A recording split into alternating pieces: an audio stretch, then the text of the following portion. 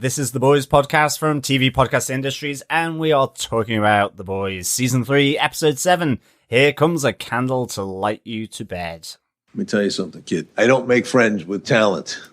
They're all the same. I mean, they're not all the same. Yeah. Come on, Soldier Boy was a hero, right? I mean, he stormed Normandy. Yeah, he did. 2 weeks after D-Day for the photo op. So you didn't see any action? Not in Germany. Sprayed a fire hose at Birmingham. Some target practice at Kent State. There were rumors about Dealey Plaza. Wait, what? Yeah, and they call them the good old days. The thing is, to be American means knowing you're the hero. So what do? We sweep all our filthy shit under the rug, and we tell ourselves a myth like Soldier Boy, and I get stinking rich selling it.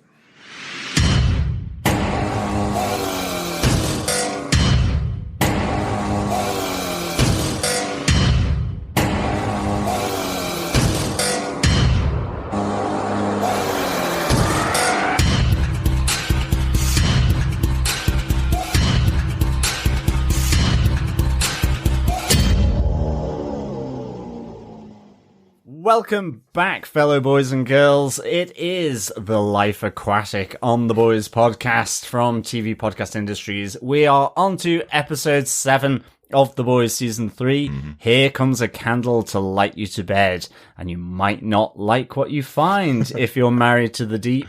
But nonetheless, she went with it.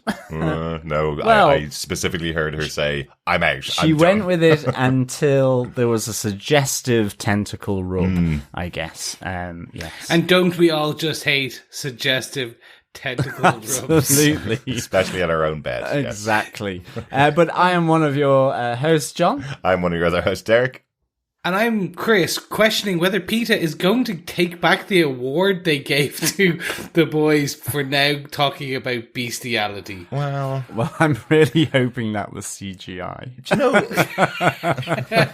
you know Exactly, the award that they gave them was actually for their use of CGI on the last octopus they had in the show, which they ate effectively. And dolphins and whales. I think PETA are just really happy that they're not using real life creatures and animals in the scenes that they're talking about. I think they're okay with the content if it's allowed to get past censorship for being broadcast. But as long as they're not using real animals, they can't really do anything, right? That's not that the purpose is to make sure they get replaced by CGI creatures, and they're doing a very good job with that. Well done, well done, boys. Exactly. Fair dues to old Ambrosia. Devon knows how she makes it so creamy, I guess. Nice, John. Nice. Deep and creamy is even worse. Right. I think we should get into this episode before we... Yes. There are other things that happened in the episode as well, Definitely, other than what happened with definitely. people, but I think we should get into the episode. I will not look at a bowl of rice pudding ever again in the same light after that little joke. Okay, yes, fellow boys and girls, we're here. Remember, this is going to be a spoiler-filled review of The Boys episode 7. Before we get into it, though, just to remind everyone, you can head on over to our website at tvpodcastindustries.com, where you can subscribe to the podcast on any drunk or sober podcast player of your choice. You can also leave your feedback over there through voicemail. Just click on the tab on the right-hand side of the web page. And also, you can send in your emails for our feedback to feedback@tvpodcastindustries.com. But with that, Darick, what are some of the what, were, who, whys, ifs, buts, and maybes? The people behind the show, John. Yes. That too.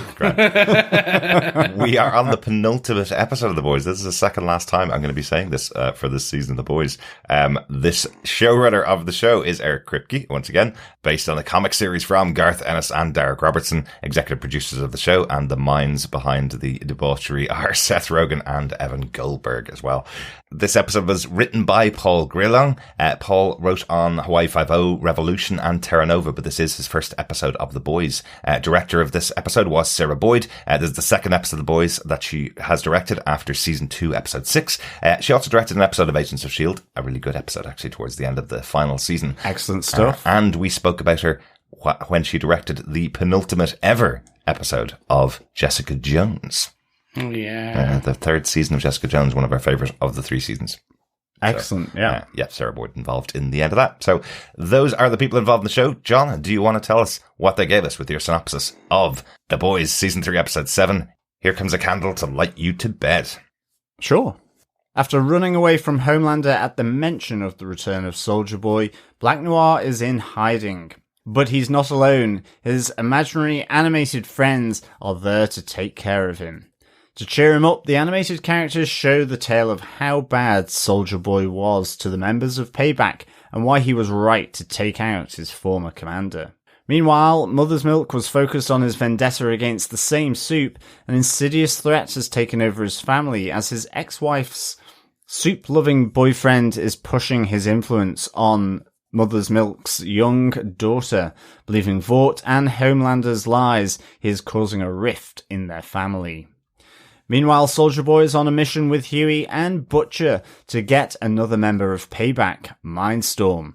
But when he's confronted, Mindstorm sends Billy into his worst nightmare, back to his abusive childhood, where he has to watch on as his younger brother Lenny is driven to suicide. After Soldier Boy takes out Mindstorm, he learns that Homelander is more closely related to him than he thought.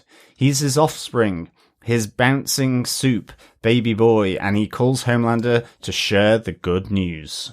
Very big reveal there at the end of the show, right? Oh, salivating at the end of that reveal. Just the possibilities. There are potentially 3 generations of Soldier Boy or Homelander or that family line that really are probably not going to like Billy Butcher too much. Well, true, yeah. Ryan turned on Billy at the start of the season as well. Certainly did. Yeah. Homelander certainly sees it as his mission to be Billy Butcher's adversary, and given the news, then Soldier Boy is probably not predisposed towards Billy Butcher. Yes, a big. If he's being genuine on that phone call, of course. I think so. I think he is, but I always kind of tend to think, certainly given what we saw from Buster Beaver and Friends, he is a bit of a douche. So I guess could be lying, but I didn't think so. Yeah, I didn't think so. No, definitely runs in the family then. Yes, exactly. It really does. Exactly. Isn't nature versus nurture, and here it is, pure nature. Yeah, it does seem like it's nature, Chris, doesn't it? It does. Yeah. It really does. Yeah. But let's get on to our moments for this episode of The Boys before we talk about all of the episode before we get to them. So let us move to The Boys or protagonist moments. Chris, what is your moment?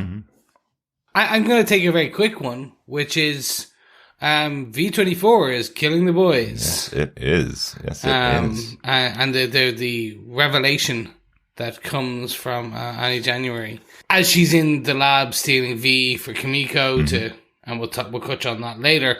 But this where she sees the V24 and she's able to see the results of it and the kind of ongoing lab tests, etc.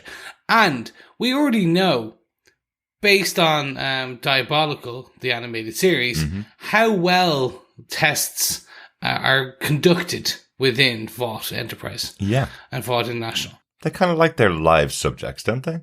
They do. They like a live subject, and even if they die, we'll quickly just move on and get a new one. Yeah, there's going to be lots of people queuing up for superpowers, so it's fine. Yeah. So they really shouldn't go into pharmaceuticals, I guess, on the basis of that.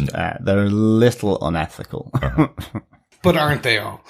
So this one I enjoyed, because it was just like bits of their brain melting out of their ears. Yeah, exactly. Yeah, because we did see that last episode. We were kind of joking about it because Huey puts his finger in his ear and gets a finger full of this black sludge, and we were wondering whether it was a bit of his brain coming out or whether it was possibly residuals from the burning to death of a superhero at the hand of Soldier Boy. But confirmed here, it's effectively his brain is starting to melt inside of his head. Effectively, well, that's it, and we see that here with Billy as well. Same impact. We see him having the same black ooze coming out of his ear. And Huey, mentions it. He says, "You've got some of your brain oozing out there." Yeah. So, even though he's just joking, it's a sort of turn of phrase. He's actually closer to the truth than he would probably like to be and realize. Yeah, well, exactly. yeah. And for me, what this really shows is when Annie kind of lets Butcher know more than 3 uses, and you're gonna die. Between 3 to 5 uses, I think it was something like that. She says between 3 and 5 uses, there's a higher, like, you're going to terminate. Yeah. Of this, your contract with the world. Yeah. And I love Billy's really non-committal response when asked how many have you used it, and he just goes, a couple. So a couple could mean any number in British slang. It doesn't actually mean that's 2. the point. It could mean 8. It could mean 20. When you say a couple, it doesn't necessarily mean 2. It's not a specific mathematical number. And we already know Billy. he's taken more than 2. Yes, we do. Yeah, we do. We know. Now, Huey, we think is 2 to 3 max. Definitely, he's taken his 3rd dose here. Yes, he may have taken Hero. more. So he took 1 in Russia, 1 at Herogasm, and this one here when he's going after Mindstorm. So those are the 3 doses that we know he's taken. Yeah, he's definitely on 3 for sure. And of course, Billy doesn't tell Huey anything about this phone call. So, Billy is withholding that information, and Huey is certainly none the wiser here. Yeah. Yeah. On the full understanding that he needs the extra power. He needs this extra soup. He needs Huey. Not normal Huey, soup Huey. Exactly. Someone who's willing to take the next step. And I think what I'm really enjoying, and what we've talked about throughout discussing this season, is the pure fracturing in the different elements of what were the foundational relationships to a degree. Like, they were all still friends. They weren't lying that much. They were boyfriend and girlfriend. They were romantically involved versus family versus, like, it's just the tweaking of what the assumed relationships in each of this thing is. And the relationship where you thought, all right, as much as Butcher is a piece of work, it's becoming more and more evident. He had a soul under that to a degree, you thought, and it's just now disappearing. It's all encompassing. The mission to end all soups is all consuming, and no matter who gets in the way, they will be burnt up. Yeah. He will use them up and use them until his end goal of no more soups is reached. Yeah, absolutely. I know we're going to talk about Billy a lot more in a moment, but just one of the things I did notice in this episode, as we mentioned all season, there's been the breaking apart of this group of the boys. Very much in this episode, though, there is a lot of mention of them being family and coming back together to help each other. And at times, it's all of the rest of the family coming back together because they know they have to take down Billy. Because Billy's now all of their enemy. We hear that from Frenchie when he comes back in, bringing Kimiko to MM's house. And it feels like Annie's almost saying she's willing to let Huey away with what he's done, because now that she realizes V is scrambling his brain, he isn't in his right mind, quite literally, and he may not have a mind left in a couple of more days if she doesn't help.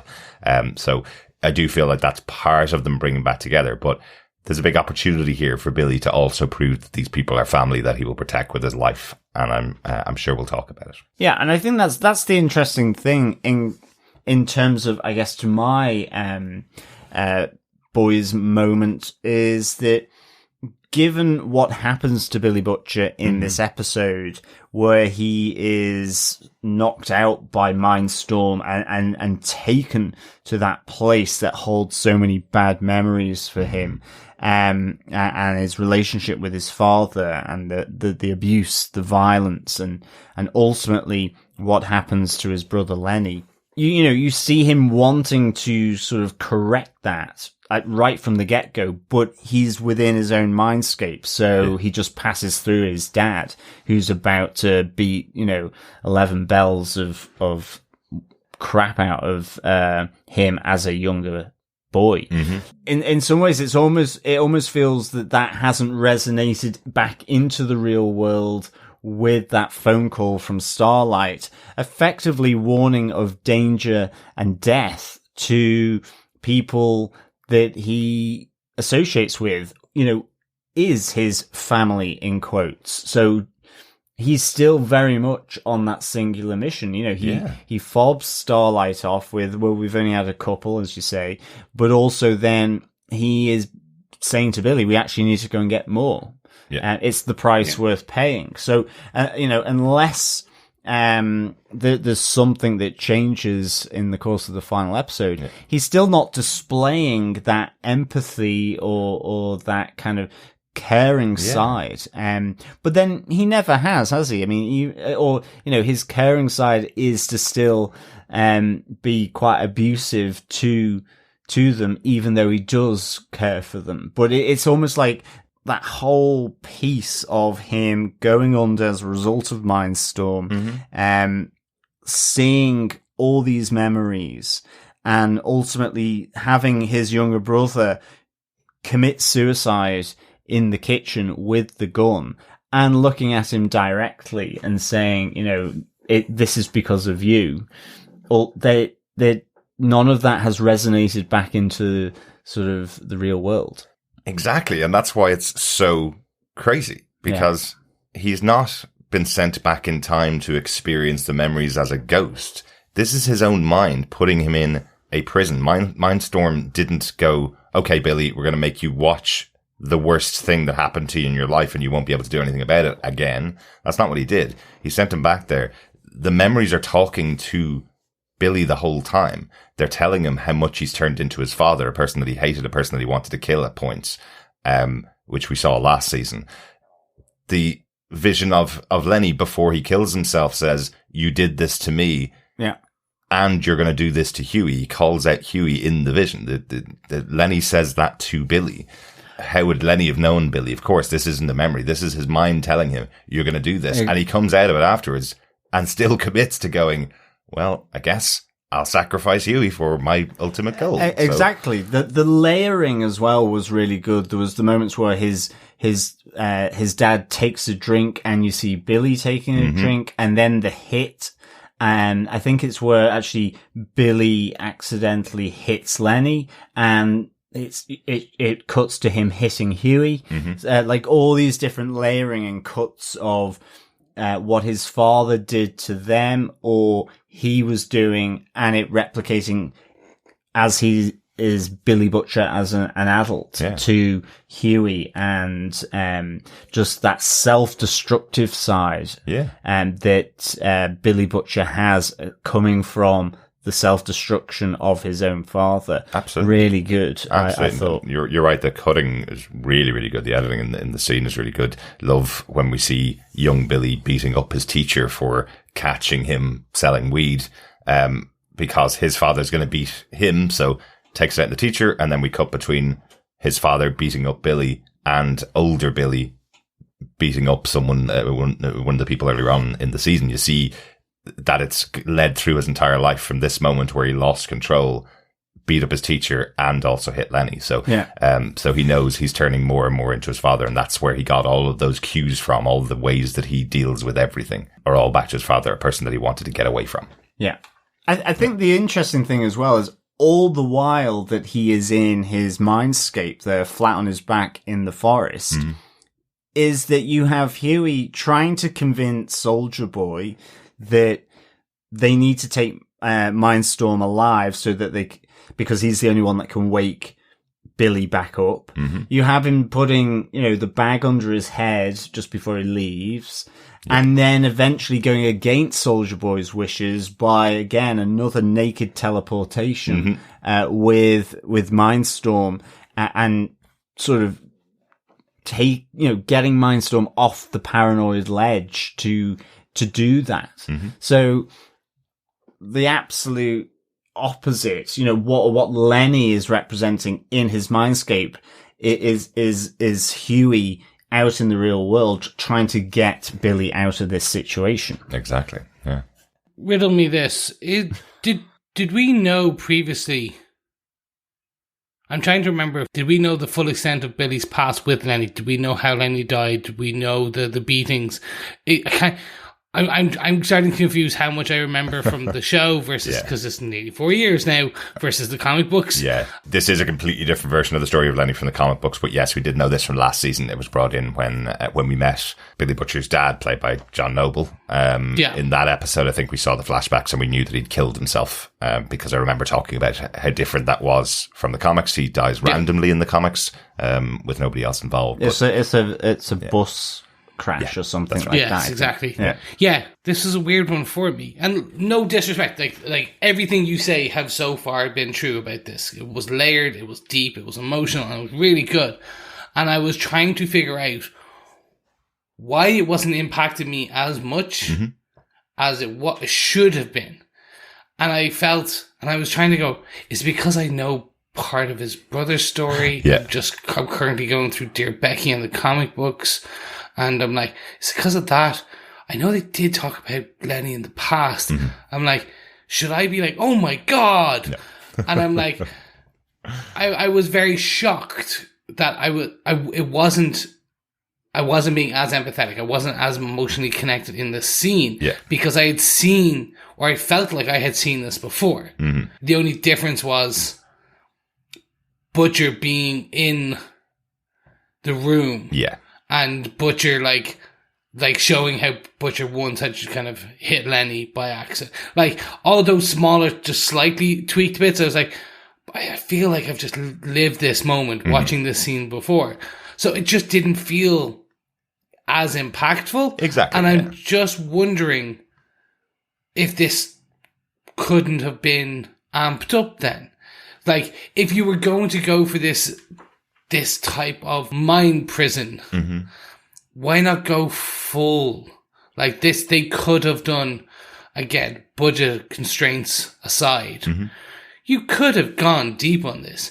Like, had a baby's head kind of walking along the ceiling, turn it into a more Nightmare Rain. That's train spotting, Chris. Exactly. But that's the thing. Like, you could have gone that bad. And that was done on the cheap back in the day in comparison.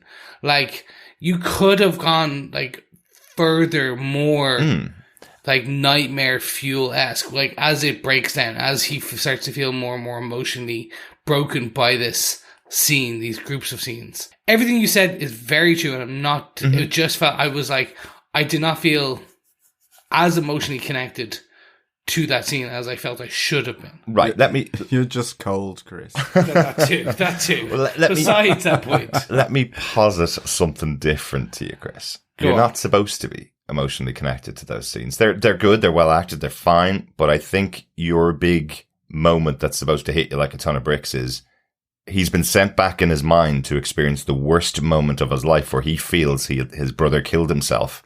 And he still doesn't do anything at all to save a person that he now has been connecting with his brother for over a year. He has been thinking of Huey as his younger brother. We saw this back earlier on in the season a couple of times when we saw Huey throw up after taking V, for example. It's Lenny that Billy sees throwing up in that toilet. He sees his younger brother a couple of times in that place. So your expectation after seeing the scene is, oh yeah, I forgot that he killed himself. Oh, Billy blames himself. But he's still not going to do anything about it, even though throughout that vision, you feel like Billy would have done anything to save Lenny. Well, actually, he wouldn't, because he has an opportunity here to save Huey, and he's not going to take it. He has an opportunity to just walk away, tell Huey, walk away, I'll sacrifice my life. And he goes, you know what? We need a bit more of that V. That's a shock, to be honest. I know Billy's an a-hole. I just didn't think it was going to be that bad. He's as bad as Homelander, basically. He's at that level now. And his father. Have two villains. And his father. Absolutely. Yeah. And his father. No, and I think you're right. I think it was just more, I was expecting in that moment, in that scene, to be like, oh my god, clutching my pearls, like this is I can't watch, but I must through cracked fingers. But yes, you can count those shows on your one hand that you had that reaction to, Chris. Yeah, it's true. Yeah, it's very true. But enough about my my watching TV shows through my fingers. What is your moment, Darick? Just really quickly before we go on, I really liked the filming of the scenes of Billy Butcher's Mindscape. I must say there was one touch I really liked when I was watching on the full 4K version on Prime Video. it looks like the scenes were filmed in black and white and then touched up with color at times. It's a really interesting technique that they've used because it really feels different from how the rest of the show is filmed, and added something to it for me as we're seeing Billy experience this nightmare that he has. I just really like that touch. It's something, as I say, it's something that I haven't seen used before. Normally there's kind of there's a different tone or different lighting that's there, but this seemed like they were filming in a very different way than they filmed the rest of the show. Yeah, it kind of resonates. I mean, I would have just said it was sepia color, but that color with the black and white, it really resonates of, a nicotine stained pub in the 70s, nicotine stained clothes and everything dripping with kind of that yellowy nicotine. Right. It kind of really felt right for these scenes, because when you saw him hitting Huey, it wasn't in that. It was the normal image. Exactly. So it really kind of evoked, kind of fag ash going down the sofa side, the yellow streak in the hair. You're making me want to go for a smoke break. So I guess it really evoked of that. Right. But liked it. Yeah. But Darick, what is your boys' moment? I just want to talk about Kimiko again. This episode, another great moment with her. I'm loving how they're treating her character this season. Been really, really good. I love this idea that she gets what she wants. Her superpowers have been removed. This thing that she's wanted to have out of her for so long. She reflected on it last week when she wasn't able to fight the way she would normally be able to fight, and thought it was the monster inside her. And now she knows that she wants this power back to save her family, and her family is Frenchie. She's lost everything. Lost her brother, lost her family. And all she wants is to be able to protect her family, and wants to get that power back. I love it because it's also dealt with in that beautiful way that Karen Fukuhara plays this character, which is these really well told conversations, all in her own sign language with Frenchie, where she's telling him, I want to hug you for the last time so I can feel your bendy straw-like arms, cause that's the way I normally feel them when I'm on V.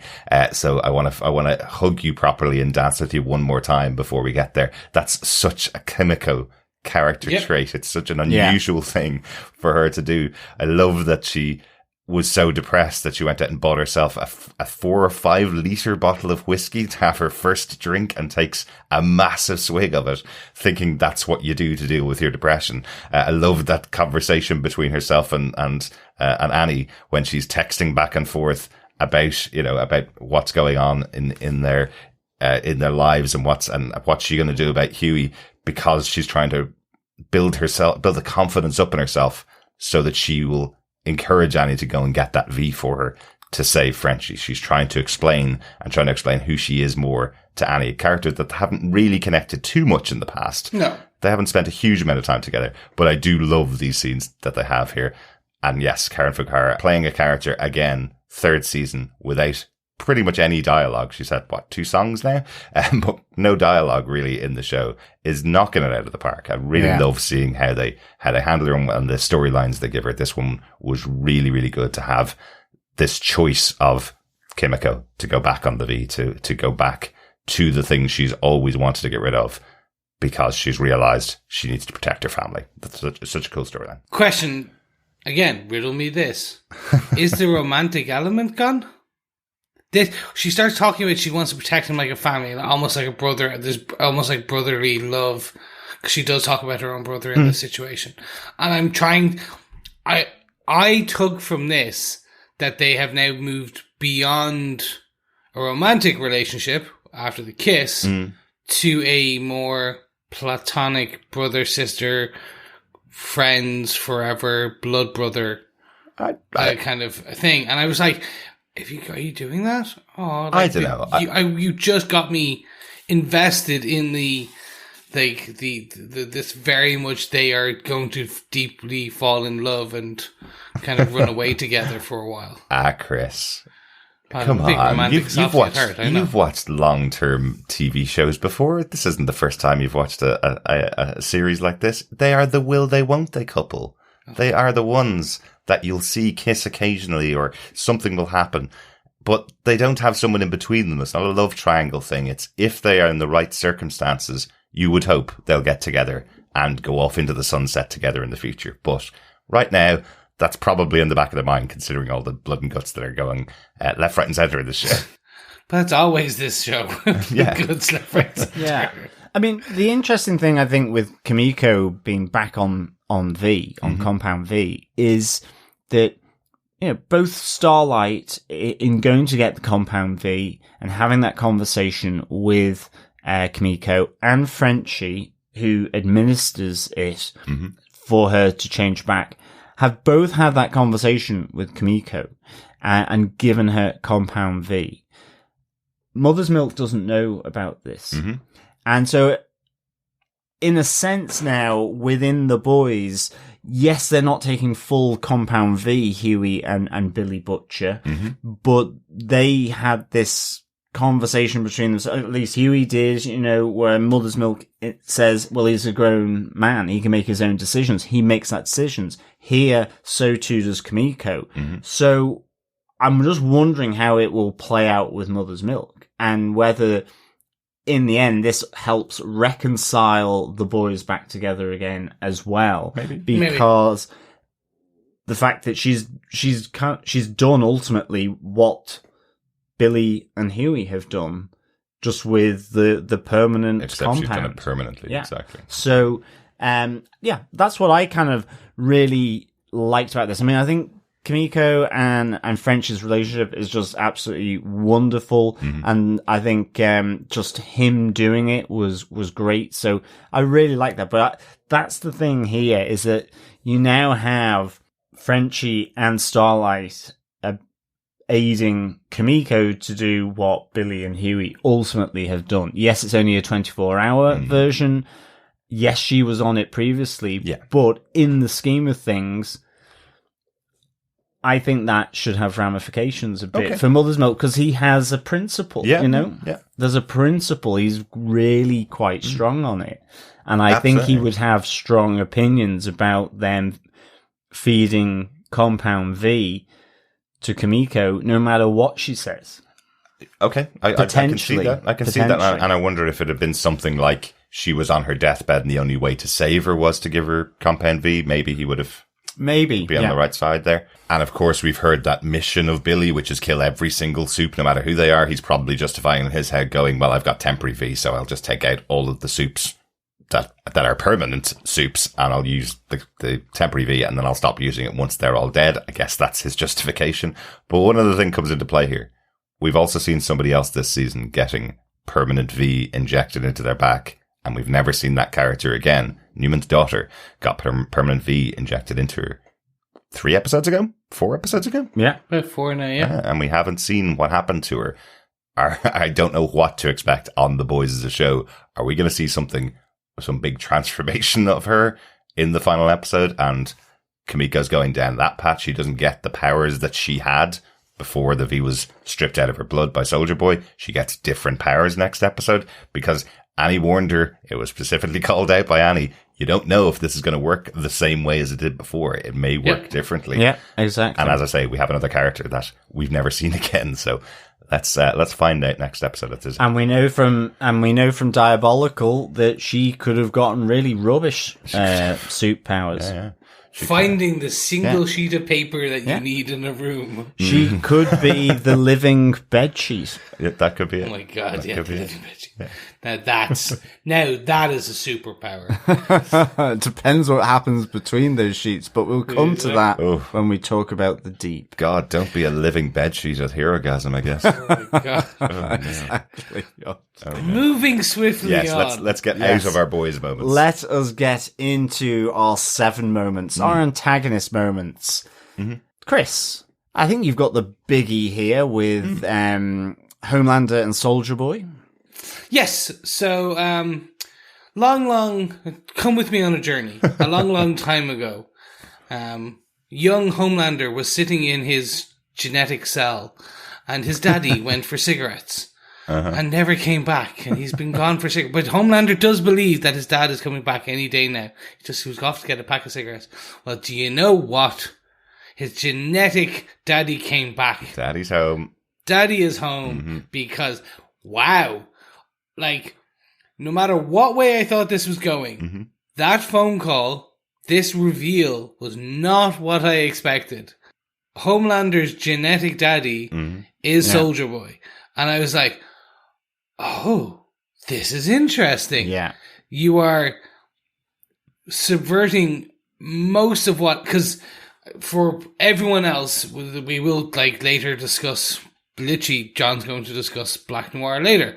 Everyone on the internet has been like, this is when they're going to reveal the comic book accurate version of Black Noir. There's going to be like all of that. I'm not going to spoil it. Like, I think we've kind of danced around it a few times. So if you really want to know, just look on YouTube. Every major kind of comic person and geek person kind of on YouTube has gone through this. I'd say a lot of people have, but a lot of them seem to be people that don't even watch The Boys as a TV show, because we know they haven't really taken many storylines from the comic books. Exactly. Like, even Herogasm was, like, toned significantly. Herogasm in the comic books was on an island and involved all the heroes saying that they were going off-world to fight like an alien invasion, like Starro level alien invasion, and they'd be back in a week. But don't worry, some of the smaller kids will look after them, but it's okay. And they all just went to an island and had Herogasm. Yeah. And Herogasm was a story arc that ran over a few issues as well. It was the beginning of, but Herogasm itself is the actual name of the little week-long holiday they take on the island. So as we were saying last week, it was really that they took the premise of Herogasm and put it into an episode as the backdrop to their storyline that they want to tell in the show, as opposed to it being the storyline for a few issues of the comic book. Yeah. But I keep thinking that, and I don't know why people keep thinking this, that everyone keeps looking and wanting to talk about the Red Wedding version of The Boys, which is the people who've all read the comic books. Kind of remember, everyone who read Game of Thrones was like, wait till you see what happens at Red Wedding. Yeah, John, you're gonna love it. You're gonna love it. And it just built it. Yes, and it was still after. good. That's what we've got with Herogasm, but also we're getting with Black Noir. So what also they're doing then, like with Homelander, is nothing the same. And I was so happy when this happened, because the overall potential for this is huge. Because you could have literally, as you said, 3 generations of crazies. Definitely. Like taking over the planet. But you could also have this go completely other way, which is, you ain't my daddy, and we get a Jerry Springer level superhero fight where the genetic tests say you are his daddy, and Homelander goes crazy. Absolutely, it is the Luke, I am your father kind of moment, really, for the boys, and it can go one of two ways. Either Homelander will take him out and renege against him, or it will be as though Darth Vader and Luke Skywalker do come together to rule the galaxy, or think that they will. Except there's also another son, Homelander's son, which you never know, because interestingly, Newman gives Homelander a piece of paper when he's just after he's milked the cow and he's had a good old slurp of dairy for the day. And I don't know what that's about. We don't know for sure, except that there is an address on it that you see next to the phone, and just it could be that's where his son is located, because he's been trying to find him all this time. That may be Newman's bargaining chip. You mean the paper that Newman gave him, not the cow? Yes, the cow not didn't the have cow. an address on it, and we know what that was. Well, about. Sorry, that would be really interesting if it was Newman branded to the letter. passes a piece of paper, and now she does. When she does say there's something that you can do for me. So whether it's something around that, or whether this is to show that she is an honest broker, she wants this transactional relationship. She's giving him Ryan's address. So here's Ryan's address. So who knows? But that is the salivating element here for me, is just the three of them sort of together doing their thing, because I must say, I thought the way Jensen Ackles just did the whole telephone conversation. It was really, really good. You know, just him saying, I would have stepped, if only Vought had kept me around, I would have stepped aside and allowed you to have the limelight. Who wouldn't do that for their son? Everything that Homelander has wanted, he's being given here by Soldier Boy. Yeah. And, you know, it's just really, really great sort of drama, to be honest. So I really, really loved this. And like, just talking about the father for a minute and his delivery, he has a few good deliveries in this episode. Like, his delivery of, I'll slap you like I'm Connery, you know, again, controversial, but just his delivery of it is so well done. Where he's also then at the Legends pad, and, you know, he's being bought bags of weed by Billy. He's doing his self-medication. You know, they've finally figured out that he's got PTSD, and they go in and he's there with, you know, two older ladies, like fine wine. And it's just all these situations he's putting are so extreme, so outrageous, but his delivery is just kind of nailed. It's almost like a counterpoint to the extreme or ridiculousness of the situation or what he's saying. Yeah. And I just thought it was really done. It's so well written. He does feel like he's dropped from the 80s at the height of his fame into this time. He feels like he's saying things like, as you say, you know, I'll slap you like I was Connery.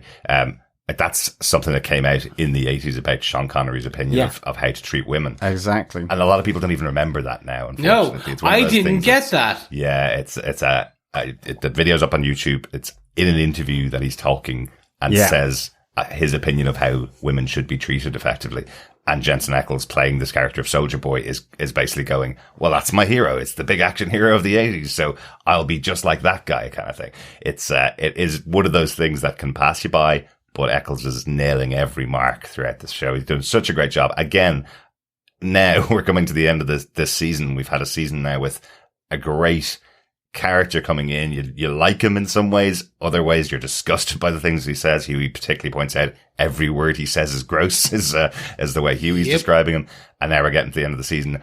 I have a feeling lots of fans of Jensen Ackles aren't going to be fans of his turn by the end of this season, of this character's turn, in the same way lots of fans of Homelander are not very happy to see he's basically Trump with superpowers this season. So I'm intrigued to see the two of those team up together, if that's the way it's going to go next episode. Yeah. I mean, it's even like when the Legend talks about Soldier Boy, he wasn't at D-Day, he was there 2 weeks later. You know, we have talking about the infamous shooting of Vietnam protesters by the army as well. Soldier Boy's there. And Soldier Boy's there. And, you know, and the Legend says about, you know,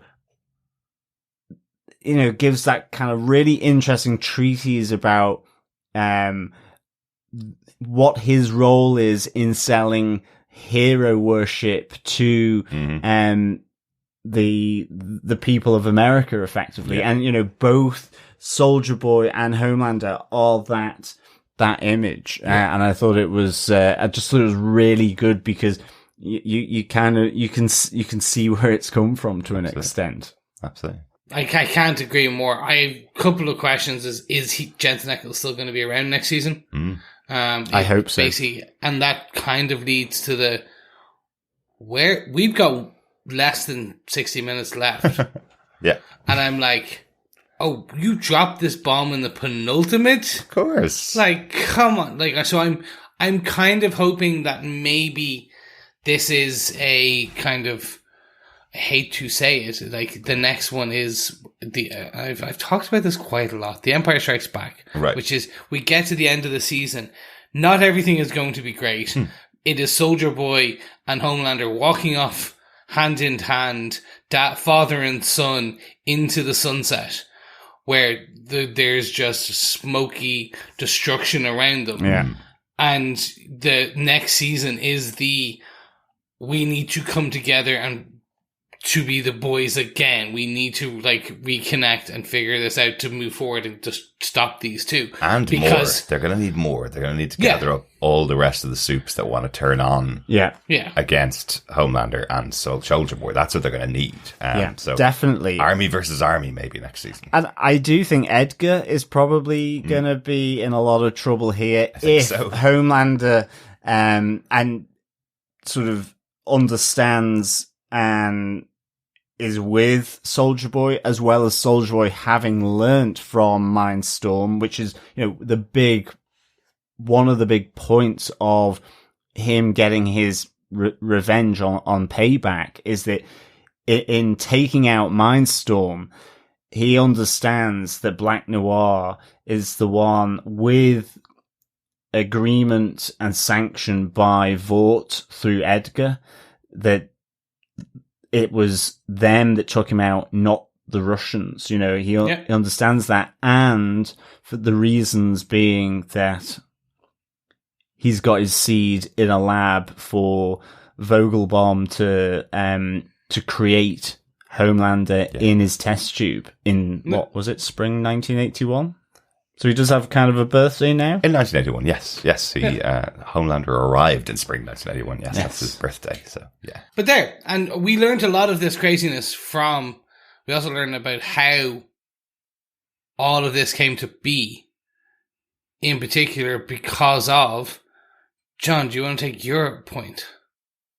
Well, yeah, my 7 moment is Black Noir goes Roger Rabbit on us, basically. Well, yeah. Although interesting point that we got from X-Ray is that it is traditional animation laid over the live action like Roger Rabbit, but then with CGI shadows and other elements to really sort of build it into the world in, I guess, a better way with the time that's passed and making it look more realistic. So I thought that was really good kind of stuff coming from the X-Ray and the extras that they provide there.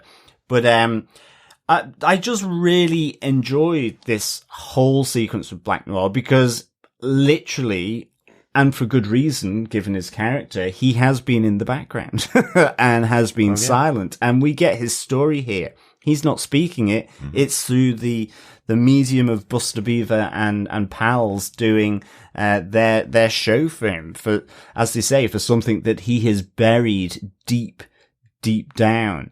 I love the fact as well that when he arrives in that diner and he just opens up the tin of beans and pulls it out, I was like, what's he going to do here? Is he eating? You're going to eat that.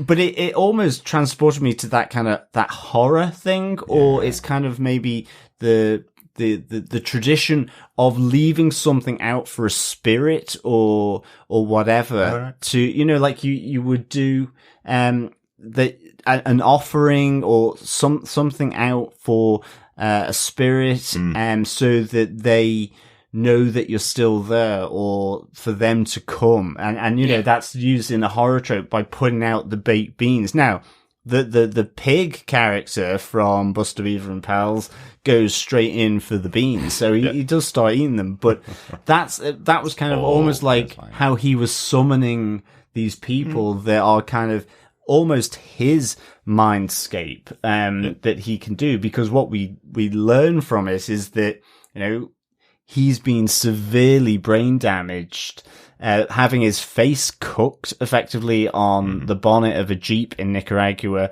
by Soldier Boy after he sees that they're all ganging up on him. Yeah. And then it is the shield to the back of the head in the same way that Mindstorm effectively got it there, just earlier in the show. Absolutely. So I really... And we saw that in live action earlier on in the season. We had just assumed because of the situation, we thought it was a bomb that had hit, that had hit Black Noir and had taken out half of his brain. But we're seeing it play out in the animation here. This is actually the fight he had with Soldier Boy back in Nicaragua, that he's the one that took half his brain.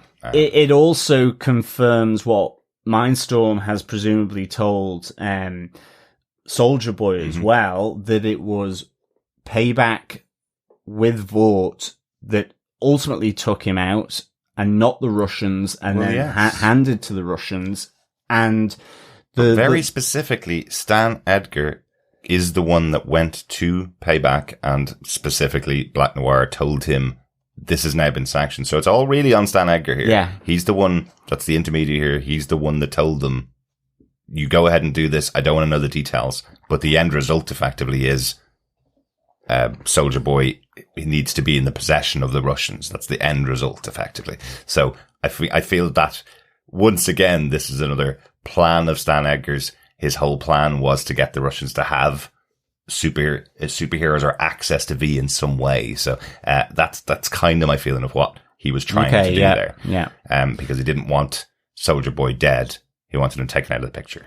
I thought it was a great little touch. I mean, it's a little macabre, but of whole thing was quite macabre. in the animated play of what happens to Soldier Boy and what happens to Black Noir, that you see Black Noir, the animation, fall off the Jeep and a bit of brain comes out and he kind of reaches forward to sort of grab it in order to put it back in his head, but he just doesn't get to it.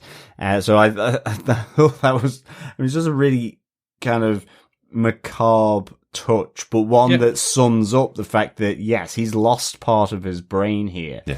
That's why he is silent but deadly. I think the other side of it is like a good piece of gas. Exactly. It's also that idea, a bit like with Soldier Boy saying to Homelander, I would have allowed you to take the limelight. I mean, that's the only thing I was wondering, where is he lying? Because Black Noir attempts to take a movie role here, and this is, you see the bullying and the violence towards Black Noir because he was going to be in Beverly Hills Cop. So again, because he would steal the limelight from Soldier Boy. So I'm just wondering, okay, maybe he's moved on from that, absolutely, but he takes it out quite violently on Black Noir because of that. Yeah. You can sense the tension from the other members of Payback as it plays out. So I really kind of like that touch. And as I say, it was also just, do I believe what Soldier Boy is saying on the phone call with that little phrase? Would he have done? No, so there's also one bit that we forget. Black Noir is African American. If we remember back to the first one where Soldier Boy is walking around New York and that kind of Captain America bit, he sees a gay couple, two men walking down the street holding hands and kissing, and he looks disgusted. I still think there's a very much like, there's a Soldier Boy is also kind of like Homelander, but like there's a bit of white nationalist kind of aspect, just blatant racism built on, or underlying racism, I should say, not blatant, underlying racism and homophobia just built into that character. In that, just like he says kind of things that are not PC because he didn't know what PC was. No, it's more that just that's who he is, that's the way he thinks. Absolutely. And you're not going to take a role and become as big as Eddie Murphy kind of thing. Yeah, exactly. As Eddie Murphy became, that we know. And the other interesting thing is that Sylvester Stallone was going to have that role before Eddie Murphy, but cancelled 2 weeks out. Isn't that weird? It's one of those weird pieces of trivia that has been around for decades, but I think I forget it every time I'm told that Beverly Hills Cop, which was the big moment when Eddie Murphy broke out from Saturday Night Live and became worldwide famous. Yeah. That big moment could have been another movie from Sylvester Stallone. I know, it's so weird. How different would that be? Really weird. There's a reason they're called the Expendables. There you go. Just want to say, I think this is also a great choice to do the flashback, I suppose, for Black Noir the way they've done it in this episode. There's zero reason from the show that we've seen so far they couldn't have done this live action. We've seen pretty much all of the aftermath of it in live action in the show. Yeah. We've seen that level of violence and that level of blood and gore in the show. But I love that they've used this way of telling the story through these animated characters because it's telling you how Black Noir sees the world. If you noticed, all the conversations with the creatures outside of when they're actually putting on the play of what happened, they're really talking like childhood TV characters. There's no language from them. There's nothing evil or bad that they're saying to Black Noir. They are characters from Hanna-Barbera or from Disney that are talking to him. But when they're putting on the play, they're talking in exactly the voices that he would have heard, exactly the language he would have heard at the time. So he is childlike. He has been reduced to a childlike state from having his brain, part of his brain removed from what happened. So I really like that, how that plays out. Again, it's just another method of delivery. It would have just been another big, bloody, brutal battle in the episode. We've seen loads of those all season. I love that they're taking those kind of chances on the show. I love that they're telling the story in a different way. Because it could have just been another bloodbath that we've seen, throughout the season so far. So, absolutely. Well, I think, Darick, what is your antagonist moment? I want to just talk about Maeve. She's disappeared for like 4 episodes of the season, and she comes back in a really strong way, I think, in this episode. I love the power that she feels, even in this the place that she should feel least powerful. She's been locked up in a prison, unable to do anything. Homelander walks in, the bruise on his face, and instantly you've got Queen Maeve back going, oh wow, someone has made this guy scared. And I love it. Are you wearing concealer? Yeah, I love it. From that moment on, no matter what he's telling her, and he is telling her some really bad stuff, he's telling her effectively, I wouldn't force myself on her, but I am going to harvest your eggs and then I can use those. So no matter what happens, even if you die, I'll still be able to have a child with you going forward. He's effectively telling her that all she is to him as a farm animal. She's asking, why haven't you killed me yet? And he's saying, that's not the case. I'm keeping you alive for my purposes. But I love, she gets the final retort in. This is still a top 3 day for me because I saw you scared. Yeah, I love that. Absolutely. Really good moment with her. So I'm going to kind of very much come out and say I thought it potentially part of her lack of kind of usage in this kind of season was potentially she was filming something else. She had conflicting kind of film dates. I went down a bit of a rabbit hole. Nothing I can see. Right. So it just seemed just like she's criminally underused in this season. Yeah. Just maybe she got COVID. Maybe there's another external factor. Because I was going, maybe conflicting filming dates. They kind of sidelined the character a bit and just kind of thing.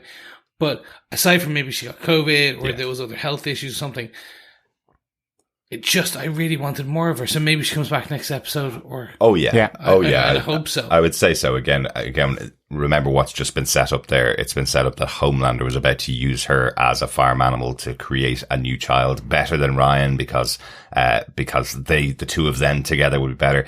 Potentially that's already started and we see the child of Homelander and Queen Maeve in the future. But also the end of the episode is Homelander finding out he's that child for Soldier Boy, right? So we're definitely going to see at least another conversation with Maeve next episode. But I just love the power of her in this room where she should have no power. Well, I think as well, it's she's one of two. We have Starlight as well standing up to Homelander here when she goes back to get the Compound V, and effectively is caught by Homelander, who thinks then she's just going to play ball because she's at Vault Tower, and she's going to kind of recant everything, sort of groveling apologies, and everything's going to go back to the way it is. Yet she's recording the conversation, streaming it live to all her followers, and so gets into the lift and heads back down and leaves the building. He doesn't get the apologize. He doesn't get what he expects from her. Again, like Queen Maeve, in that sense, the veil is slipping from Homelander, and it's slipping through Starlight's following in the wider world. But this is massive. Like the episode opened with Ashley being on the Vault News Network, denying that there was any truth at all to the rumors of what Anya January has been spreading for the last couple of weeks. Yeah. And it's ended here with her getting him to live stream the truth to all of her millions of fans. So it's there. And we still hear, just before the conversation with Soldier Boy, we hear Homelander not apologizing for it, but going, well, I didn't know she was streaming. I wouldn't have said it if I'd known she was streaming, and hanging up on, I guess, Ashley. Deal with it, Ashley, kind of thing. But it's going that is a big moment. It's a very short amount of screen time for what happened, but it's a big moment that suddenly all of that's out in the wild in the voice of Homelander. So I guess CGI, as Deep would say, maybe they'll use Deep's excuse and say, "Oh yeah, it was just CGI. It wasn't the real Homelander." Maybe they'll do that. What was it? Deeper than deep, homier than Homelander. Maybe, but we know Deep doesn't know how CGI works, right? So. He certainly doesn't. No, exactly. Good stuff. But let us get on to our other outstanding moments. Chris, what's yours? Just a very quick one. Knocking some sense into Todd. Mm-hmm. This is one I just really enjoyed because essentially we've seen this been building, that Todd is that stand-in for do your research type of guy at the moment, where it's like, if you give me 10 minutes, I'll send you all this amazing information I found online. Yeah. Like, you don't know what's really happening, sheeple type of personality. And has just had enough, as we see that essentially Todd has taken MM's daughter to a Homelander event. Yes. Where the rally for Bob Singer for president. Yes. Yeah. Yes, his Trump moment. Mm-hmm. Yes, if you will. And it's just it's just the epitome of what I'm assuming so many people wanted to do in real life, when you have people going, "Oh my God, COVID's not real. Let me just tell you and send you all this research." Like, it's that. It is like, and this is one of the reasons I love the satiristic kind of writing style of The Boys. Absolutely. Like, it is satire on very much real world life issues, in this case kind of transposed or tramogrified on top of and into what we have here with the kind of Dynamite, kind of The Boys style of kind of gore, guts, and superheroes. But it's the fact that even Todd is pointing out things that for sure knows are true. Like, there's no doubt in his mind Annie January is not smuggling children. Like, the kind of stuff that Todd is saying to him, you can see MM's kind of going, but that's like way beyond any kind of truth at all. And that's why he gives him a proper slap, effectively. He's like, he's going, "You are putting this on my daughter and telling me I'm not a real father, and these are the things you were watching on TV and believe and Pizzagate." It was literally, it's a joke on Pizzagate. Yeah. Like, that's the bit I was like, oh my God, like, they're cutting deep and close with this stuff. Like, Tiki Torches and earlier episodes. Yeah. Like, they're not hiding it anymore. Absolutely. And I just thought it was just, hey, each to their own, I suppose, sometimes. But, like, it was just such a good, if you believe what you see on Facebook, more power to you. No. Just do your own research. Do real research, yes. Yeah, exactly. If you believe what you read on Facebook without doing any research, stay by yourself, I think. Stay away from me, I think. Yeah. probably where I'm going for. Excellent. I thought that was a really interesting moment as well. Yeah, me too. And the repercussions of it, obviously, his daughter has seen him hitting Todd as well. Yes. She doesn't understand what's going on and has seen hitting Todd as well. So, driving another wedge in that family. Well, speaking of wedges coming between families, the mollusk variety of wedges. Yeah, my outstanding moment is the Deeps getting his surf and turf here. The mollusk threesome with Ambrosia in the middle. I mean, just the fact that this kind of builds on Deep's affections for the 8 tentacled creatures, then from the episode, I guess it's a little bit of revenge for Octopi, after his previous, octopus lover was eaten. Poor Timothy. Poor Timothy. But here we have Ambrosia, the female octopus, really, I mean, just going to town. Absolutely. Yep. I mean, the slurping and sucking noises coming from Ambrosia. I have surround sound in my house, and it echoed, and I was like, literally, I was like, I had to just go, I'm not watching porn. It's still the boys. I swear. And, well, my goodness, I never thought it. And as well, just with the, the straw that broke the camel's back for the Deep's wife, Cassandra, it just that, Deep saying, do you want to get involved? Ambrosia is kind of keen to taste you, and just the tentacle She going likes across. You, thinks you're strong. Yeah. The tentacle going across the leg, and Cassandra just going, right, I'm out, I'm off, I'm going. And I just thought, this was absolutely outrageous and so funny. Loved it so much. Yeah. And of course, we will more than likely, even though the Deep believes that someone thinks he is one of the greatest minds and living intellects out in the world, I am sure that maybe the Deep of season 1 and earlier in season 2 might be making a reappearance now that Cassandra's sort of reason, direction and notes, the endless notes, I believe, are probably no longer going to be helping the Deep in his certainly in his forthcoming interview. Yes, absolutely. That's going to be an interesting episode of Sean. Really Hannity. good. Might make me tune into him for 5 minutes if it was in the real world. Really interesting stuff and hilarious as always. Chase Crawford playing the role brilliantly, but Cassandra's face. The actress who plays Cassandra's face when that tentacle slaps her on the leg is perfect. Excellent moment. Good stuff. Yeah, absolutely. My last moment from the episode I want to talk about is just A-Train. Another bit of punishment for A-Train. He finally got his revenge on Blue Hawk. The last desperate moment of a former soup sacrificing himself to take out a person that put his brother in a wheelchair, put his brother unable to walk for the rest of his life, and hurt a lot more people in his community. And they take out the heart of Blue Hawk and put it inside of the body of A-Train. Now, there's a couple of ways this can go in the future. We have seen movies where someone with somebody else's heart has to deal with a passenger on board. That's a possibility in this show.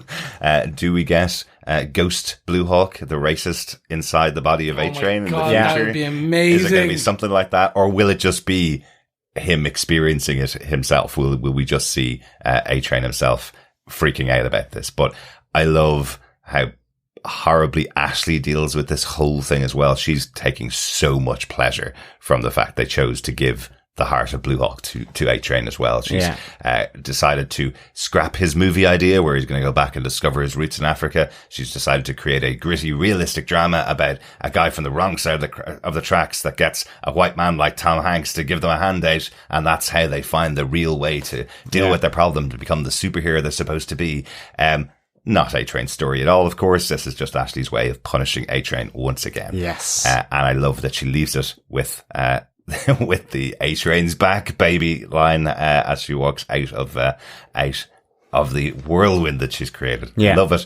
But again, more punishment for A-Train. Still alive, and now with the heart of the person that of the racist guy that put his brother in a wheelchair. Absolutely. Like, I have to say, first and foremost, I'm really pleased that A-Train's still alive. I really like the character. And my mind immediately went to in the horror direction that A-Train was going to become a racist because he has the heart there.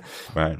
But, just there was going to be that horror sort of, that horror element, that exorcist type thing, where he's taken over by Blue Hawk in terms of his thoughts and his actions. And I was like going, because I just thought that's exactly where the boys could go. It could. May go. Might possibly go. However, so my thoughts went immediately to that. I'm kind of hoping that they don't. Yeah, me too. And that he just has to deal with that and grows from that, because I'm just really pleased that ultimately A-Train is alive and kicking, to be honest. Absolutely. Or alive and running very fast. Yeah.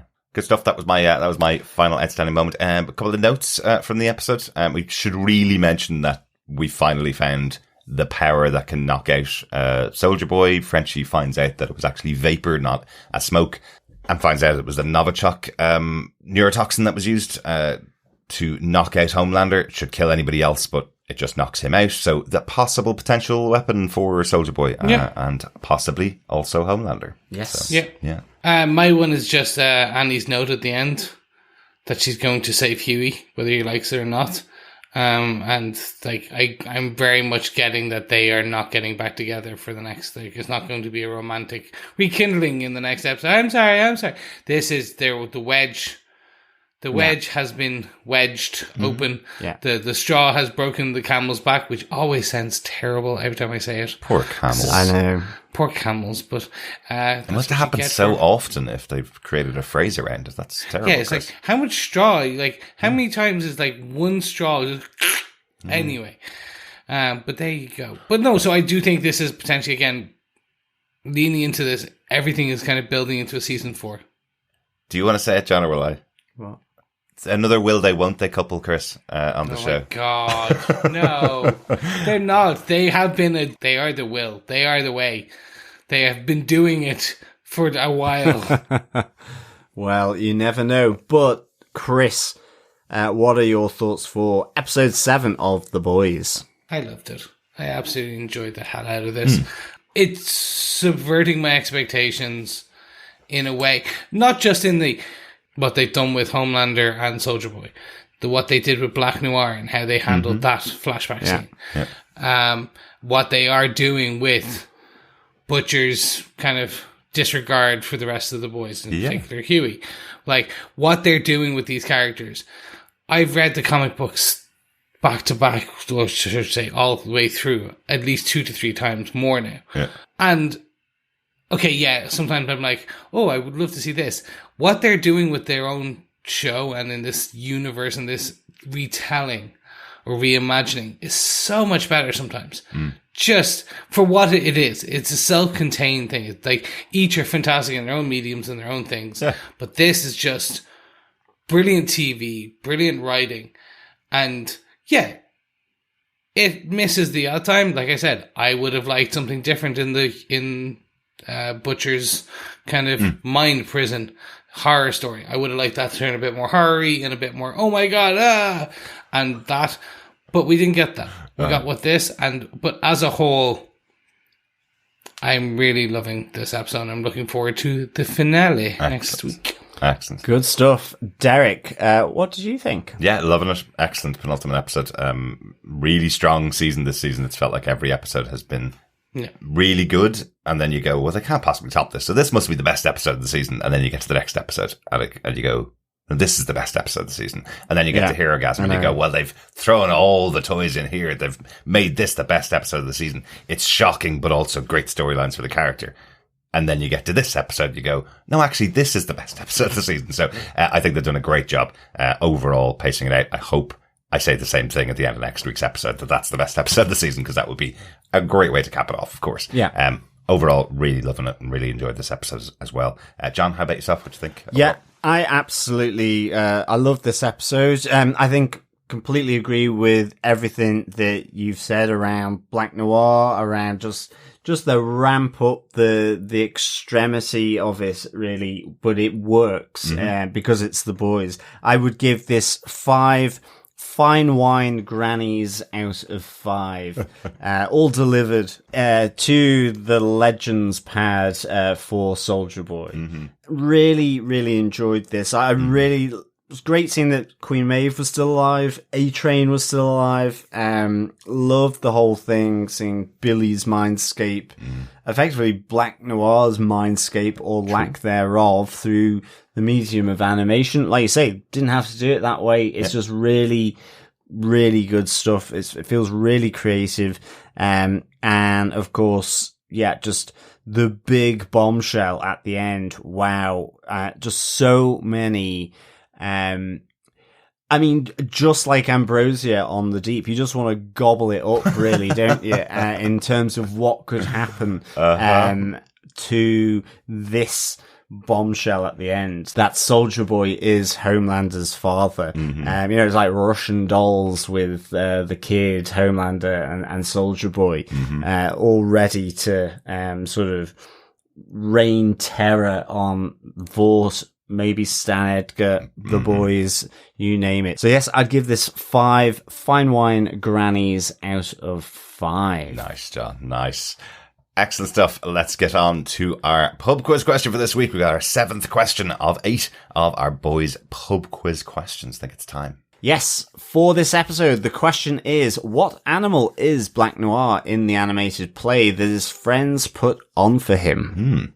Interesting. Yes. So different types of creatures, I suppose, in the play. Yes. Yeah. So, John, do you want to give the question one more time? Certainly. What animal is Black Noir in the animated play that his friends put on for him? Send in your answers to feedback@tvpodcastindustries.com at the end of the series, so you can send in all 8 questions for the show. I did actually want to do a big final quiz question as well, so a 9th question, but I don't think Darick would allow it because it would mean you'd have to look at quite a number of episodes to get the right number. I'm going to tell them what the question is, and they can judge the response. What John's question was going to be was, how many times did Huey transport throughout the season? Which would mean John would have to go and count how many times Jack Quaid was naked in the series. I think he just wanted to look at Jack Quaid naked a bit more. No, to be honest. I just thought that would be funny and in the spirit of the boys, to be honest. But you'd have to go and count them. I'm not counting them. Yeah. And so would anyone who wants to answer the question. True. Exactly. Now, let's Extra be honest. credit. John would say he'd go count them, wouldn't, and it would still end up on you like 10 minutes before. That's probably true. Have to go get Now, the excuse me. Pot, kettle, black. Excellent. Right. Do you want to get the question one more time or not, John? Yes. 3rd time. Yes. What animal is Black Noir in the animated play that his friends put on for him? Answers to feedback@tvpodcastindustries.com. And of course, you'll be in with a chance to win some boys goodies if you end up being top of the pile for the pub quiz. Absolutely. Thanks so much to everybody who's entered so far. I'd love to get some more entries in with all of your answers by the end of the quiz. This episode of TV Podcast Industries is brought to you by our supporters over on Patreon, including Jessica Batras. Thank you so much, Jessica, for your support. Yeah, thank you, Jessica. Yes, thank you so much, Jessica. And you too can be like Jessica. If you would like to support us for any monthly amount, head on over to patreon.com/TV Podcast Industries. Or if you want to support us on a one-off donation, you can pop on over to buymeacoffee.com/TVPI and you can buy us a coffee, but not really me. You can buy Darick a coffee because I had already had too much, as you can tell by my attempting to rap/rhyme/ Really? kind of almost sing. It's like harmonizing to myself. Wow, I definitely wouldn't have got rap/rhyme since nothing rhymed and it didn't sound like a rap. I would have guessed attempted technically it's a white man rapping then. Yeah. Can't rhyme, can't rap, nothing came together. See, it's fine. It was perfectly on time. Excellent, and thanks everybody for your support so far. That's a really good idea to support us by sharing the podcast, by supporting us on Buy Me a Coffee or on Patreon as well. Yes. Let's head on over to some feedback. We have some feedback in on last week's episode first, because we recorded early last week before Herogasm, and we wanted to hear your thoughts. So great to hear some feedback in. First up, actually, we got some feedback in from Owen Griffith. Thanks so much for sending your email into us, Owen. Good to hear from you again. He just had some thoughts overall on the boys so far. He says, "Hello there, fellow Oh, wait, wrong one. Just want to start by saying thanks for all the shows you do. It's added a hell of a lot of joy to this guy's walks with his son whilst trying to get him off to sleep. I've watched all of the boys within the last 3 weeks, listened to most of your guys' shows on each episode. Bloody hell, it's some show, eh? Shook at the bloody core within 10 minutes as Huey's last got run through like nobody's business, all the way to Herogasm, which was as orgasmic as it was cringe-inducing. Excited as anything for the next couple of episodes. Viva la resistance, Frenchie. Owen, great to hear from you. Really glad you're enjoying the series of The Boys. Thanks for joining us for our coverage of it as well.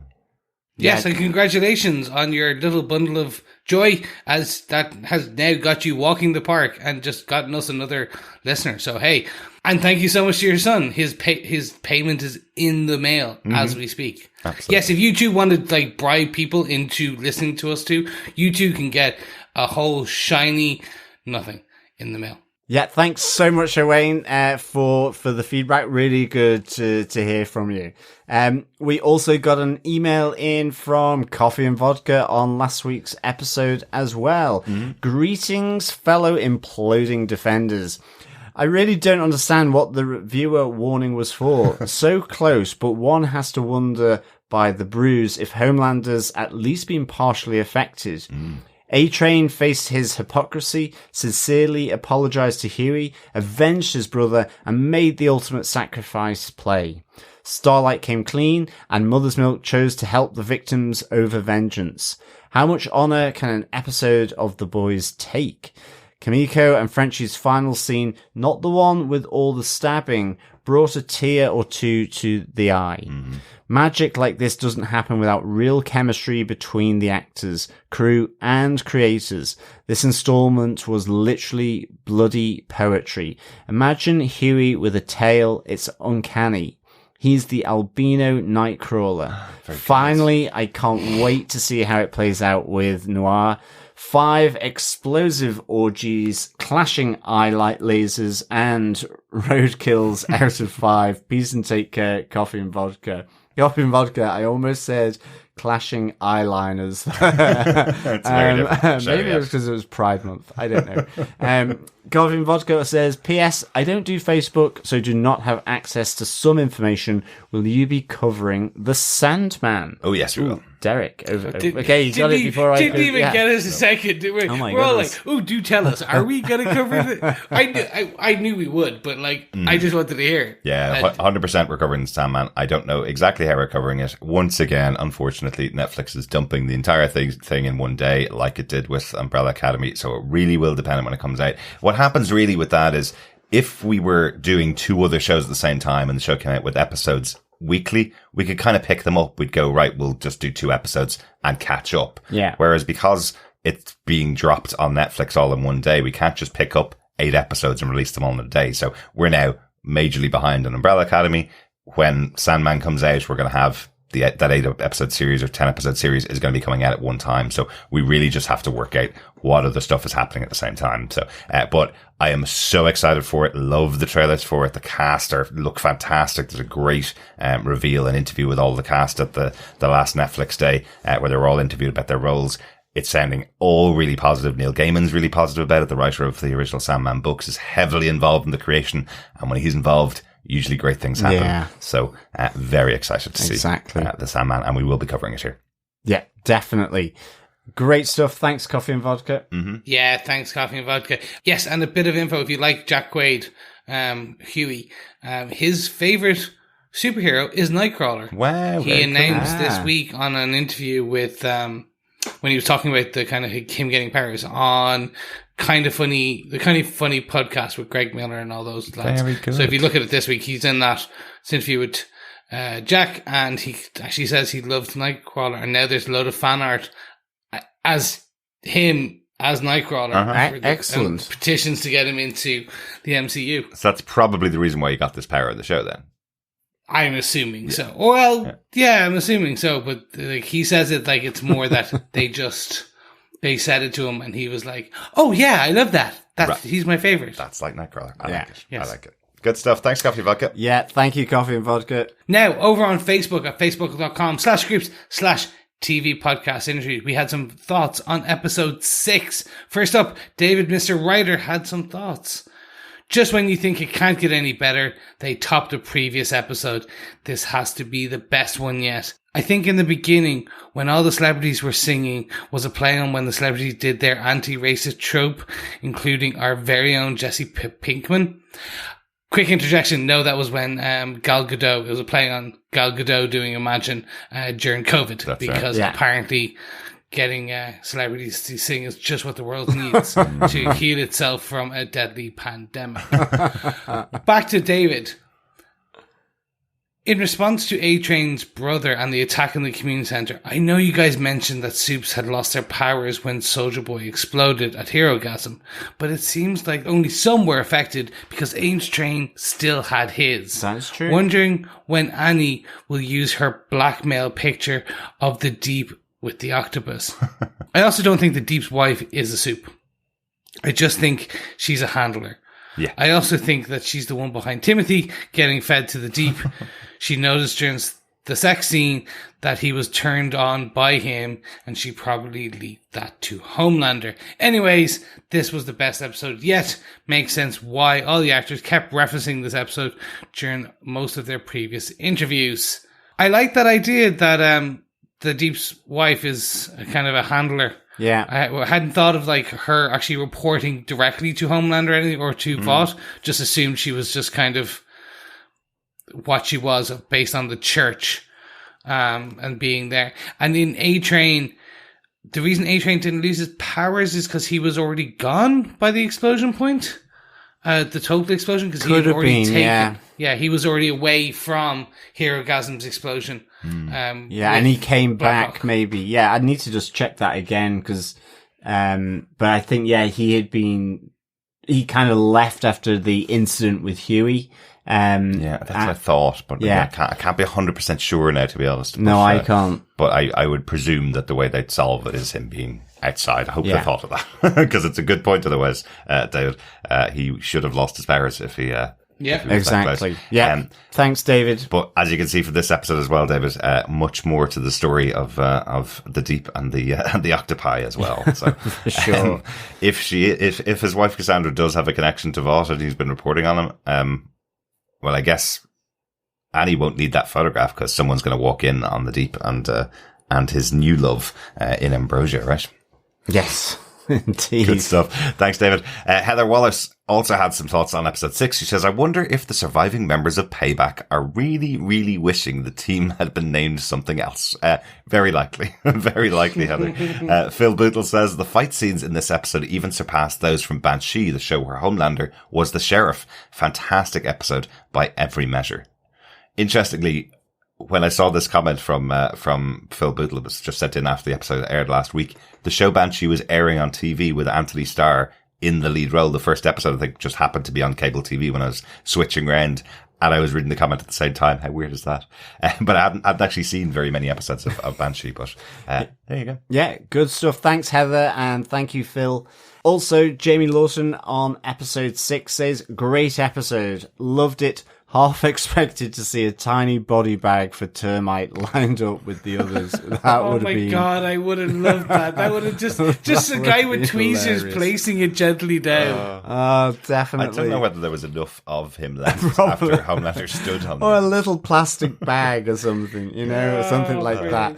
And lastly, on episode 6, Dr. Bob Phillips says, the fights, party action, return of the prehensile prepus, plus possible conclusion on now a berry black pudding and deconstruction of the Vought myth were excellent. But the highlight of this season has to be Frenchie and the female. Tenderness, delicacy, bloody murder, and musicals.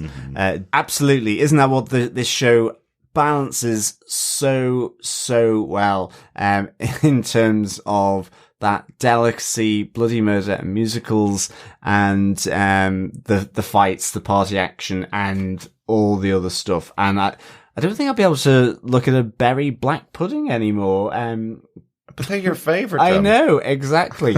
After the description here from Dr. Bob, and I know certainly the ones that I get, which look like they are potentially a pair of old sort of black puddings. Black puddings, indeed. Yep. Yes. I know a lot of our non-European listeners won't even know what black puddings are or the fact that we eat them, John. So they may not get Dr. Bob's reference.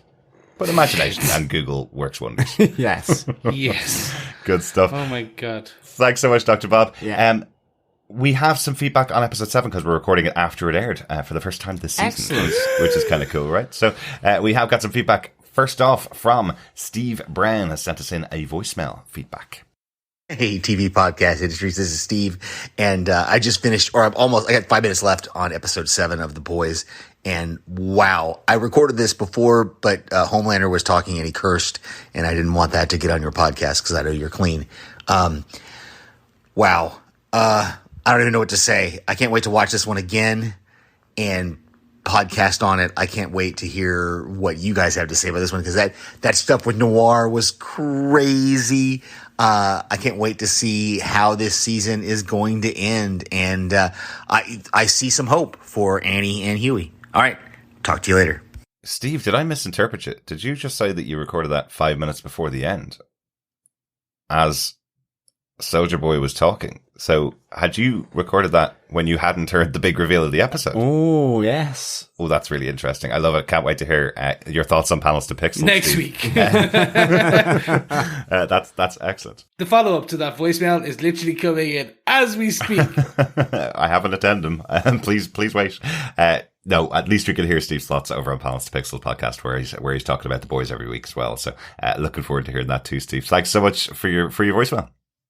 Yeah, thank you, Steve. Great to hear you. Long time no hear, I think, at least from my side. We have had a few voicemails in from Steve, not as many. He was away on holiday and then had the same issue that you had, John, where he got back from his holiday and had 65 shows to catch up on. So he's been doling out some wonderful voicemails to various podcasts as he's been able to have an opportunity. Good stuff. While also podcasting himself as well. So. Thank you so much, Steve. We also have an email from Bill Pestrosino, who had this to say, Guys, I was apparently so wrong about my theory with Black Noir and Homelander, and I cannot be happier. The show is amazing. So brutal. No heroes at all, yet incredible acting and enthralling. The funny thing is, there's another Homelander Soldier Boy storyline in the comics I didn't mention in my last email, but hopefully they don't go there after this reveal. That brings me to the big reveal of this season. Honestly, I hate it. It's the laziest writing and most commonly done trope in all of Hollywood. I just hope this group can stick the landing somewhat smoothly. Other things. What did Victoria tell Homelander? Mm-hmm. Maybe that Soldier Boy is or is not his father. That they are what I referred to in my last email. What's happened with Victoria's daughter? There was that shtick, and now nothing in half a season. Yes, Darick asked the same question just earlier on. And we're all kind of wondering what happened to Victoria's kid. Exactly. And nice spoiler avoidance there, Bill, as well. We don't think it's going to play out the same way as the comic books. No. But potentially Homelander and Soldier Boy might play out the same way as that storyline in the comic books. There we go. Still avoiding spoilers. Yes. We're all jumping around. It's a bit of a minefield, but it's a fun one. Yeah. Going on. Will we be seeing the end of Butcher in the next episode? Will he really let Huey die even after the mind F he went through with his brother? The fact that A-Train's heart was replaced with Blue Hawk. Wow, this show doesn't let anyone be redeemed. Will Homelander and Ryan team up to take down Ryan's grandfather? Will my theory on Homelander hold true in another way? Will A-Train curb stomp Ashley? Will the Deep and his Octo-Lover become the next famous couple? Yes. I can see it on Vanity Fair now. Mm-hmm. The Deep and sushi. It's a mollusk, Chris. It's a mollusk. Yeah, but you can have octopus sushi. I hope not. I hope not. Anyway, closing out, Bill had this to say. Please stamp out my fears on the finale and calm my nerves. Love listening to you guys. 10 out of 5 battered sausages on this season. Fantastic, Bill. Thanks so much. Thank you so much, Bill. Yeah, thanks so much, Bill, for the feedback. Really good to get your theories and connections with the comics there. Jerry also sent us an email saying, "Hey guys, this show continues to be the best superhero show out there. Butcher's tragic past takes center stage in this episode. So blinded by his hatred for Homelander, he is going to get someone killed. Mm-hmm. Kimiko back at full power and Frenchie understanding why. Perfect. A-Train with Blue Hawk heart. Let's hope not. The Deep is just the worst kind of idiot. Mm-hmm. Whose address did Newman give to Homelander? And the big reveal at the end. Soldier Boy is Homelander's father. This does not bode well for everyone. And I mean everyone. Jerry in Niceville. Yes, I think it would be batten down the hatches, get the reinforced concrete bunker ready, the large, heavy steel doors, and hope that even Homelander can't somehow get through them. But of course he can. So yes, it is the end if these two team up, and maybe with a little mini Homelander as well in the form of Ryan. Well, yeah. Then it would be laser eyes all round, except Soldier Boy doesn't have laser eyes, so Homelander is definitely enhanced. I think there is mention in this, he can fly, which is also a change. So, yes. Created in a lab that gave him extra powers, basically. Exactly. Yeah. A little mixture, a little cordial of genetics. I guess. Exactly. It's kind of like the idea here is, what if Luke was already turned to the dark side as Luke Skywalker and then met Darth Vader, a more evil dark side user who said, come join me and take over the galaxy, and Luke went, oh, you're my dad. Great. No problem at all. Let's go take over the galaxy. Some fun choices here that we might see play out next episode. Yeah, definitely. Thanks, Jerry. Let us know what you think, and let us know what you think Ryan's superhero name will be. Is it Homeboy, based on Homelander and Soldier Boy? That would be good. I like it. I think, you can't really just use Ryan. Ryan's a great name, but you can't just use that as your superhero name, can you? Yeah. No, you can probably try, but it's just like, I am the Ryan. Because nobody else has. Yeah, because you go the. You become the Ryan. You have to have your superhero name, right? It could be Baby Homelander or Mini Homelander. I like Homeboy. I think that's quite good. No, I do. Absolutely. Also, Coffee and Vodka said, greetings, fellow psychotic defenders. Last week, it was all about heroism and an orgy. This week, a literal deep dive into psychosis. From Butcher to Soldier Boy to Frenchie to Black Noir to, well, everybody. Although I've no desire to unpack the deep and Homelander's UK office levels of issues, this is the best episode of the season. And, so far, easily top 3 for the series. Wow. Makes one want to rewatch all the episodes again and see what they missed in the midst of all the blood. A-Train and Maeve are alive. After reading Kimiko's text, it could be that Annie might understand Huey better, resurrecting their relationship, unless Huey and Butcher OD first. Butcher's backstory can see how he's got so effed up, but why choose to stay that way? Were you half expecting for Kimiko to implode as I was, and Homelander, I am your father, still going to kill you, but I am your father? Eric Kripke for President 2024, and extra points for Noir's Happy Tree Friends interlude. Top notch. 5 pommes frites, octo trois, and ironic racist tickers out of 5. Peace and take care. Coffee and Vodka. Love it. Yeah, Coffee and Vodka. Best scoring system that you've done so far. Exactly. Coffee and Vodka. Octo trois, indeed. I like the ironic racist Me stickers. too. I love all of them. And the pommes frites. The mayonnaise. Our fellow boys and girls are so creative sometimes. And now, John, you are still the maestro. But you have some, you have some Podwans coming up. Really in the wings. You've got some Anakin Skywalkers here coming for you. Yes. The Jedi Temple for reviews. Oh dear. Coffee and Vodka. No, I am your father. Love it. And on that note, we are going to go back to Facebook, where Darick Whitfield had this to say. For as visually crazy as this show can be, it certainly can get deep. Brilliant episode and a brilliant series. Excellent stuff. Agreed, Darick. Agreed.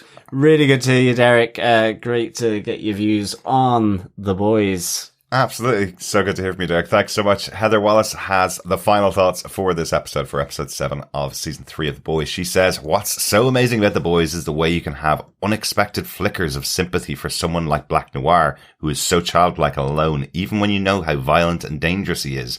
It was so inventive to show the Nicaragua flashback as a cartoon and not just rehash what we've already seen. With Homelander and Soldier Boy no doubt about to team up, will Black Noir join Butcher and Huey? Seeing Soldier Boy decapitate someone was a clever play on John Walker's Captain America tenure last year. Well done, the boys. Nice catch there, Heather. Yeah, absolutely. Yeah, nice. An interesting touch, isn't it? We've seen him now use that shield to effectively brain damage Black Noir and take out Mind Storm at the end of this episode. Kind of reminiscent to Captain America. Yeah, definitely. Falcon and the Winter Soldier. Yes, excellent. Thanks everybody for all of your feedback for this episode. Please keep sending it in. Email us to feedback@tvpodcastindustries.com for your thoughts on any of the shows that we're covering.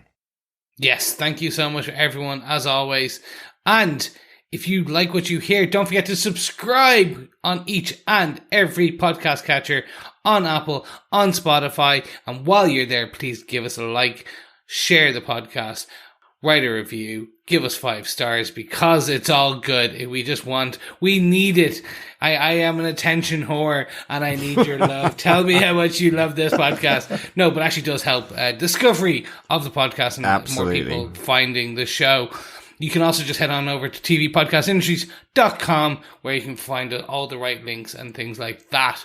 And yes, once you've subscribed, of course, we'll be back with our chat about The Boys finale for season 3, episode 8. What is going to happen? Who knows? What other aquatic life form will be subjected to the deep's own insecurities? Who knows? Gosh, don't take him to SeaWorld. That's all I can say. It's like an all-you-can-eat buffet there. Well, exactly. Or, well, all-you-can something else buffet. Yes. Yeah. Mummy, why is the water all creamy? Yeah, well, milky. Exactly. And all you can eat out buffet, I guess. Hey, there we go. And for a change of pace, we, of course, are looking at the Miss Marvel series on Disney Plus, where we'll be ramping up to episode 5 of the 6-episode series, and we'll soon be beginning our Umbrella Academy season 3 coverage, which is out now on Netflix. Yes, so if you have not watched it yet, watch it. Get us your thoughts. Email them to feedback@tvpodcastindustries.com. You know where to find us. Make sure you tell us what you liked, what you didn't like. Watch the whole thing. Send us your feedback, or individually. Just make sure it's all marked up, and we will include it in our coverage. Thank you so much for listening, and we'll speak to you again soon. Absolutely. Speak to you again next time. Yep, thanks so much, fellow boys and girls, for joining us. It's a pleasure, as always. And remember, stay out of the water. You never know what's in the deep. Bye. Very true. Very true. Sorry. The joke hit me halfway through me saying very true. You never know. You never know. Bye. You too. Bye. I really want some sushi. Bye.